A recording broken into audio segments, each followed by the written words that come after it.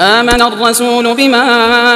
أنزل إليه من ربه والمؤمنون كل آمن بالله وملائكته وكتبه ورسله لا نفرق بين أحد من رسله وقالوا سمعنا وأطعنا غفرانك ربنا وإليك المصير لا يكلف الله نفسا إلا وسعها لها ما كسبت وعليها ما اكتسبت ربنا لا تؤاخذنا إن نسينا أو أخطأنا ربنا ولا تحمل علينا إصرا كما حملته على الذين من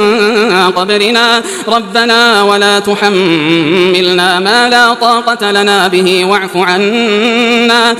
عنا واغفر لنا وارحمنا أنت مولانا فانصرنا على القوم الكافرين.